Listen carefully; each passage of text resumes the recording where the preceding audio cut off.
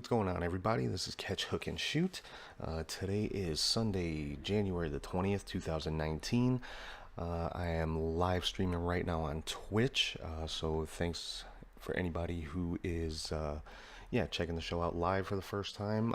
Just kind of testing it out because, as I've mentioned a few times the last couple of weeks, next Sunday, January 27th, I am going to be doing a live stream of my Royal Rumble viewing party going on at Nighthawks Coffee Bar and Tavern right here in Chicago, right at the intersection of Kimball Avenue and Lawrence Avenue, across the street from the Brown Line station, starting at 6 p.m. Central Time. If you're in Chicago, you should come on by, check it out. It's going to be a great time. And if you're not in Chicago, check it out on Twitch right here on twitch.tv/catchhookshoot. I'm not going to be streaming the pay-per-view itself on Twitch. That would get me shut down real quick. But, if you're just kind of bored with the usual Michael Cole commentary and everything, hey, check out the show on Twitch. It's going to be me and my buddy Rich. Doing our thing, giving our own kind of commentary, and just having some fun with it. Not going to be reading off any scripts or being real formal about it or anything. Just real live reactions to what's going on, and it should be a lot of fun. So thanks to everybody who has been listening, watching, checking out the show. As always, you can find it on Podbean, Spotify, iTunes, Google Play, YouTube, and right here on Twitch, where I am streaming live right now for the first time. So, and I hope everybody's following on social media, on Facebook, Twitter, Instagram, Snapchat, and all that fun stuff. And if you ever want to send an email, it's catchhookshoot@gmail.com. So let's get into what's going on here in the wonderful world of pro wrestling this week. It's probably going to be a relatively short show this week, just because I am, like I said, testing out the live stream for the first time. But a lot of stuff going on Raw this week. We saw Braun Strowman was removed from the Universal Championship match at the Royal Rumble by Vince McMahon. Now on screen, he was removed for basically destroying Vince's limo and kind of mouthing off to him when Vince tried to fine him $100,000. Supposedly what's being reported is the real reason that Braun has been removed from the title match at the Rumble is because he basically tried to come back faster than he should have from his elbow surgery that he had a few weeks ago, and ended up aggravating the injury and making it worse and prolonging his recovery time.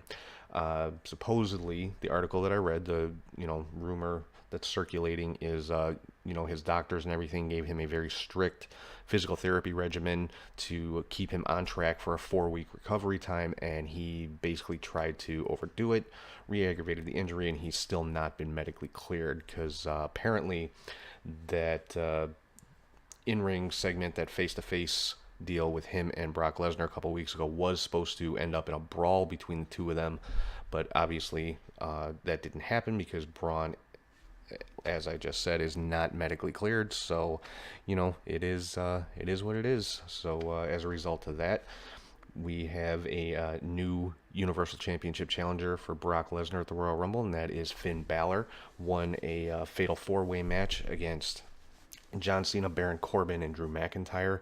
Got the pin on John Cena. John Cena basically kind of putting his stamp of approval on Balor, and just really, really putting him over. And so I'm hoping, I think it'll be a really good match with Lesnar and Balor. I'm hoping we will see the Demon Finn Balor come out for this match. Now, whether Finn is able to win the Universal title or not is up in the air. I would love to see that, but I think Brock Lesnar will probably retain the Universal title going into WrestleMania. But, we'll have to see. Supposedly WWE is supposed to be listening to their fans more, according to the McMahon family. So, like I said, I would really like to see Balor come away with the Universal title and just kind of, shake up the whole Raw Championship picture. Speaking of the Raw Championship picture, we have a new Intercontinental Champion in Bobby Lashley. Defeated Dean Ambrose and Seth Rollins in a triple threat match. Ronda Rousey and Sasha Banks were victorious in a tag team match, and then had a little bit of an in-ring segment with Ronda kind of complimenting then insulting Sasha, and it wasn't the prettiest thing to watch, but it got the point across. And this coming week on Raw, There's going to be another tag team match, Ronda Rousey and Natalia versus Sasha Banks and Bayley. So that should be a great match. Also saw the debut of some of the call-ups from NXT on both Raw and SmackDown this week, mostly in backstage segments. But yeah, we saw Nikki Cross, EC3, Heavy Machinery, and Lacey Evans all at some point during both shows. The only one who actually had a match was Nikki Cross, and so yeah, it'll be interesting. They're kind of playing these guys as free agents right now, so we'll have to see where they end up. Um, yeah, the only one that we haven't seen so far, and that unfortunately we may not see for quite a while, is Lars Sullivan. Now, he was apparently supposed to debut on Raw a couple of weeks ago and ended up basically he had a panic attack. He apparently suffers from some type of anxiety disorder, which I can relate to, and had a panic attack, wasn't able to perform on the show, wasn't able to show up at SmackDown the next night, and obviously wasn't at Raw this past week either. Now, I've seen a lot of people being really critical of Lars Sullivan online for this, and you know, those are obviously people that have never dealt with any of these kind of issues, because it's not a matter of oh, you need to get over it and go do your job. It's not that simple, guys. It's really not. Like I said, it's something that I personally can relate to. I've been dealing with anxiety and panic disorder for a little over a year, and it's not something you can control. You can be just fine going about your daily routine one minute, and the next minute you're scared to death of something, you have no idea why. And it some people like myself can get it under control just with mental and breathing exercises, and some therapy and meditation and exercise and things like that is what works for me. Other people need medication. It's not a fun thing to deal with. So I can definitely sympathize with Lars Sullivan. I'm hoping that this hasn't ruined whatever kind of push he was supposed to get, because he is a damn good performer in that ring. He's a monster heel, and yeah, like I said, I feel for him, and I hope he's able to get things under control and get back on track, and make his debut at some point in the future. So good luck to Lars Sullivan, because it really would be horrible to see his career derailed because of something like this that's completely out of his own control. But on to some other things going on Raw. We also saw the unveiling of the long-awaited women's tag team championships during the Alexa Bliss Moment of Bliss segment. She had Paul Heyman out there to talk about Brock Lesnar and the match coming up at Royal Rumble and everything, and got interrupted by Otis Dozovich, which was kind of odd. It was a strange segment, to say the least. But I think the big takeaway from that was the unveiling of the women's tag team championships, and those are going to be decided at the Elimination Chamber pay-per-view coming up after the Royal Rumble. And it's going to be 3 teams from Raw, 3 teams from SmackDown in the Elimination Chamber, and the winners of that match will be the first WWE Women's Tag Team Championships. Now, this is really a reintroduction of the WWE Women's Tag Team titles, because there was, quite some time ago, there was a Women's Tag Team Championship in WWE. If any of you guys can remember back to a team called the Jumping Bomb Angels from Japan. Prior to them, the Glamour Girls, Leilani Kai and Judy Martin. So WWE has had a Women's Tag Team Championship before, so this is really kind of a reintroduction, but they're not presenting it that way, which is fine. They want it to be new. I'm sure it's going to be a different lineage and things like that. So, but yeah, like it was announced, 3 teams from Raw, 3 from SmackDown. I mean, there are, a lot of, not a lot, but there's definitely plenty of teams out there to round out that match. Of course, you got Sasha Banks and Bayley. You've got Nia Jax and Tamina, the Riot Squad, Ronda Rousey and Natalia, the Iconics, Mandy Rose and Sonya Deville, possibly Naomi and Asuka, Charlotte and Becky Lynch. I think would be an interesting one. It'd be kind of cool to see the last 2 teams in that Elimination Chamber come down to Charlotte and Becky versus Bayley and Sasha. So we'll have to see exactly how those teams shape up going into this championship Elimination Chamber match.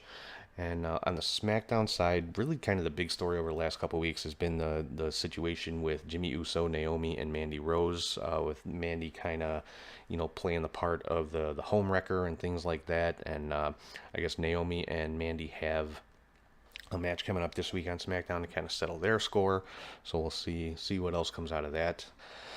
Also on SmackDown, there was a name change apparently that took place with Andrade Cien Almas now just going by Andrade.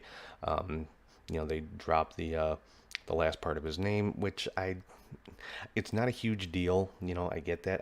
I don't understand why they do it. And I posted on Twitter. It's like I don't know what Vince McMahon has against last names, because he seems to do this quite a bit. I mean, Apollo Crews was changed to simply Apollo for a little while. Now he's back to being Apollo Crews. Cesaro, of course, used to be Antonio Cesaro. So in other cases like that. So I just wonder why it's done sometimes, because it just seems kind of random, or just kind of out of left field. So, but it is what it is. A lot of stuff going on online this week, talking about some of the segments with Mandy Rose and with Alexa Bliss.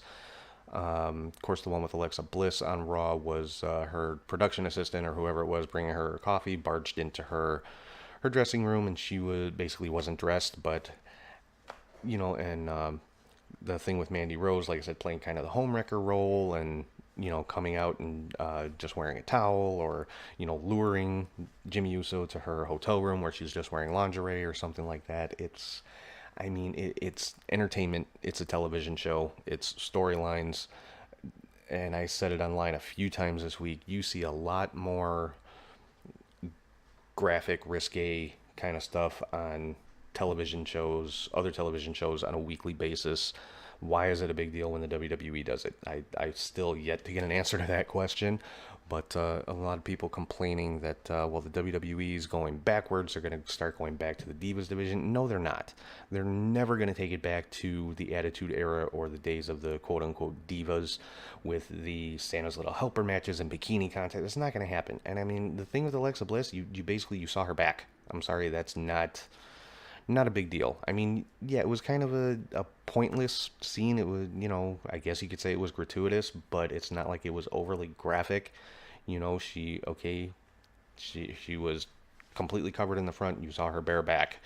That to me is not really anything to get too terribly twisted out of shape about.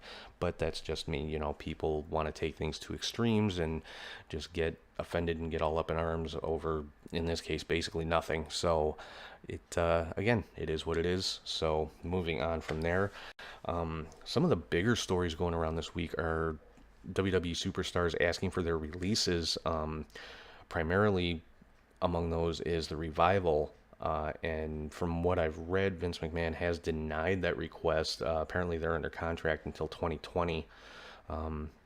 So it doesn't look like they're going to be allowed to go anywhere. Basically, it was just because, supposedly, because they're just unhappy with not just with their spot, but with the kind of the status of the entire Raw tag team division. I mean, the tag team champions are not featured every week.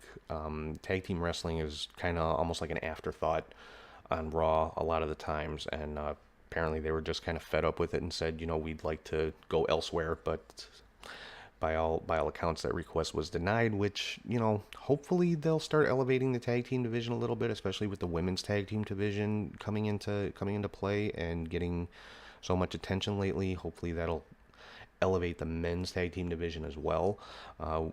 It's one of those things we'll just have to wait and see. Now, speaking of the tag team division, it looks like the Bludgeon Brothers are going to be making their return sometime soon, Rowan and Harper. So that will definitely kind of give a boost to the men's tag team division. And another supposed couple that asked for their release was Mike Bennett and Maria Kanellis. Now, Maria did go online and flat out denied those rumors, saying they did not ask for their release, but they, haven't exactly been silent about their dissatisfaction with kind of where they're at in the company. And who could blame them? Mike Bennett's not getting a huge push. But he was, you have to remember too, he was out for quite a while, obviously for very good reason. Was going through rehab, got himself clean, sober, and by all accounts is doing fantastic. If you follow him on social media, he's gotten himself in the greatest physical shape that I've ever seen him in. So, I think in that case, it might just be a matter of patience on their part. They just kind of want to move things slowly. But yeah, like I said, Maria did go online, denied them asking for their release. So, again, kind of like the Revival, they're going to be staying right where they're at. Another interesting one is Dolph Ziggler. Now, he didn't ask for his release, so to speak, but by all accounts, Ziggler's been kind of working on handshake deals and contract extensions for the last few years.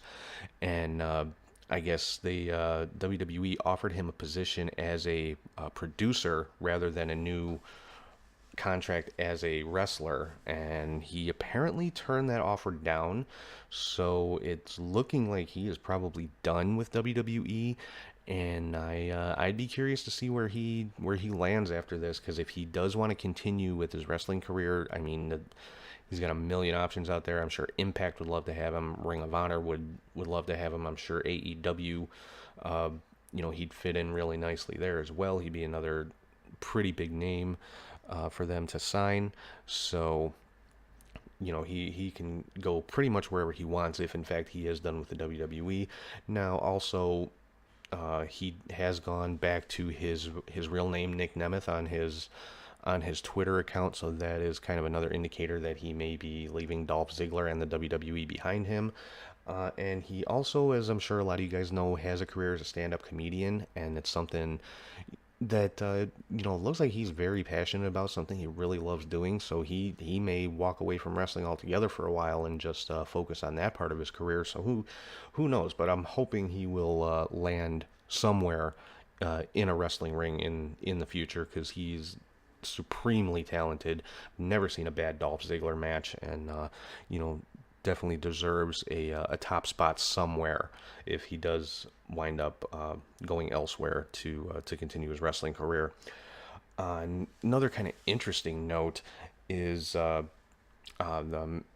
Mexican luchador named Rush has signed an exclusive contract with Ring of Honor. Now, he has been making appearances for MLW the last couple of months, so it's kind of interesting that he signed with Ring of Honor. I know there's been a little bit of back and forth between Court Bauer, the owner of MLW, and Ring of Honor. MLW basically accusing ROH of trying to poach their talent and some kind of underhanded tactics, and I'm sure this falls right into that same category. So, and I hate to see two good wrestling companies kind of going this route, because I think as far as any independent companies go, which I don't know if you'd really call ROH and MLW independents, because they do, they have major television deals and things like that, but I guess two companies outside of WWE would be the best way to put it if you're not going to call them independents. Kind of having a rivalry like this, because I think one of the really great things about the independent scene in wrestling, whether it's and I'm using independent as a blanket term for anything outside of WWE. So, I mean, if we're talking about like CMLL or AAA in Mexico, or New Japan, All Japan, MLW, ROH, Impact, the great thing about it is a lot of those companies will work together and share talent and allow their talent to go back and forth and perform for other companies. And, so you don't have to just follow one company to see your favorite wrestlers. You can see them pretty much anywhere, and I think that that's one of the great things about the independent scene. And to see two of those companies really kind of not at each other's throats, but kind of button heads or in some type of rivalry like this over talent is really kind of sad. And I hope it's something that can get resolved at some point, because I think that's pretty much every wrestling fan's dream, is that all of the companies outside of WWE at least can work together and use the same kind of talent, so that you can see stars on different shows and things like that. But yeah, for right now, like I said, it looks like Rush has signed with Ring of Honor, so MLW is kind of left out of that one, kind of got the raw end of the deal on that one, which is really kind of not cool if that was the case, if it was kind of an underhanded move by Ring of Honor. But moving on from there, some other interesting notes going around online. Rumor is that WWE is doubling contract offers for any wrestler that can show them a written offer from an outside company. So let's say if we're talking about Dolph Ziggler, if Dolph Ziggler can come back and say, "Hey, I got a $2 million offer from AEW," WWE is going to come back and say, "Okay, we'll give you four." Now, how much truth there is in that, I don't know. Is it plausible? Yeah, absolutely. I could see that with, and this is for guys whose contracts are coming up, soon, who are able to negotiate and talk to other companies. This isn't going to apply to somebody who's under contract until like, 2022 or something like that. But if somebody has a contract coming up in the next 6 months and they've gotten an offer from somebody else, WWE apparently has said, we'll double it if you'll re-sign right here on the spot. So, like I said, I don't know how much truth there is to that, but that's definitely an interesting note. And something else going on with WWE. This was today, as a matter of fact, starting at noon Eastern time today. WWE started releasing the names of the participants in the Women's Royal Rumble match on their Twitter page. They announced this yesterday, and they didn't get a great response from it. I mean, immediately people are like, we don't want this. Why are you doing this? We like the surprise factor, and I that's something I agree with. That's the Royal Rumble is my favorite match pay-per-view of the year. For exactly that reason. I love the surprise factor. I love not knowing who's coming out next, or who might be some older names, coming back just for an appearance or something like that.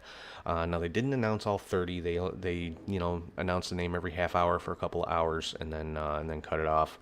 But yeah, I mean, I'm hoping that's it. I want to say they announced maybe 8 to 10 names. I don't know. I didn't follow the whole thing because I didn't, I want that surprise factor. Uh, but yeah, so I'm hoping they kind of end it there and don't pick it up again tomorrow or anything like that, and just kind of leave it alone. Because, like I said, people like the surprise factor. I think a vast majority of people, that's one of their favorite things about the Royal Rumble, is the number of surprises that you get, not knowing who's coming next or even who all is actually in the thing. So hopefully they're done with that, like I said. So that's pretty much all I got for this week. Like I said, a little bit of a shortened program today because I wanted to test out the live stream. Hopefully everybody can see and hear me all right, because this is where I will be streaming live next Sunday. Now next week's podcast I'm going to be dropping on Saturday, and it's just basically going to be a preview for NXT TakeOver Phoenix and the Royal Rumble, breaking down both cards, um, going over whatever matches are signed, and going through the Royal Rumble participants that are known up to that point. And then, of course, next Sunday at 6 p.m. Central Time, once again, I will be broadcasting live from Nighthawk Coffee Bar and Tavern right here in Chicago during the Royal Rumble. Like I said, starting at 6 p.m. so Central Time, so starting right when the pay-per-view starts. Not doing the kickoff show, just when the main show starts. That's when I'll be doing my live stream here with my buddy Rich. We'll be basically calling the action, giving our own opinions on it. I again will not be streaming the actual event on the Twitch channel, because that would be copyright infringement and get me shut down real quick. But we will be having a viewing party. Like I said, it's at Nighthawk Coffee Bar and Tavern. Let me get that address here for you guys. Yeah, if you're in Chicago, you want to come out and join the viewing party, and yeah, just have a few drinks, watch the show. It's 4744 North Kimball Avenue in Chicago. Again, it's Nighthawk Coffee Bar and Tavern, right at the intersection of Kimball Avenue and Lawrence Avenue, right across the street from the Brown Line station. Starting at 6 p.m. There's no cover charge. Just, come in, sit down, have a few drinks. It's a really great, neighborhood bar, one of my favorite places to hang out. And yeah, come out, watch the show with us. Maybe maybe get on camera, give your own opinions a little bit. We'll see how everything's going. See if anybody wants to have a little cameo on the show or anything like that. And yeah, for anybody who's watching on Twitch, we'll be welcoming any questions, comments, whatever in the chat. Feel free to chime in with whatever you think, or anything you want to know. I'm gonna have a few little Royal Rumble trivia questions lined up, so it should be a lot of fun. I'm thinking it's gonna be a really good time. So I hope anybody in the Chicago area can come out and join us for the viewing party, and anybody not in Chicago, join us right here on Twitch, twitch.tv/catchhookshoot. Put the Rumble on your TV, hit mute, and watch along with us, and listen to our commentary if you're not into listening to Michael Cole for 3.5, 4 hours, whatever it might be. So once again, thanks everybody for checking out the show. You can find it on Podbean, Spotify, iTunes, Google Play, YouTube, and right here on Twitch for everybody who's watching live right now.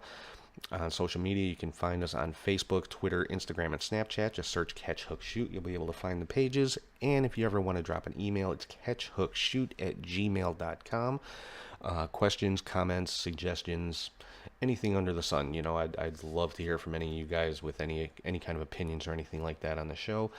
And so yeah, I'm gonna wrap it up for right now. Like I said, next week's episode will drop on Saturday with the preview for NXT TakeOver Phoenix and the Royal Rumble. And next Sunday, 6 p.m. Central Time, live on Twitch, twitch.tv/catchhookshoot. We'll be having our live Royal Rumble viewing party. So hope everybody will check that out. Thank you guys for watching and listening. And yeah, this I've got to say, January has been the biggest month I've ever had so far as downloads for the podcast. And the month is only about halfway over so far, so it's really kind of blown me away, just how many listeners I've got right now. And yeah, I mean, thank you guys so much. I hope you're enjoying the show. I'm having a blast making it and putting it out every week. So thank you to everybody who has, been, who's taken the time to listen and to watch and everything. It really, really means a lot to me, because I do have a great time putting the show together for you guys every week. So that's going to do it for right now. Make sure you check out the new show next Saturday, and make sure you tune into twitch.tv/catchhookshoot next Sunday at 6 p.m. Central Time for our live Royal Rumble viewing party. So until then, hope everybody has a good week, and I'll talk to you guys soon.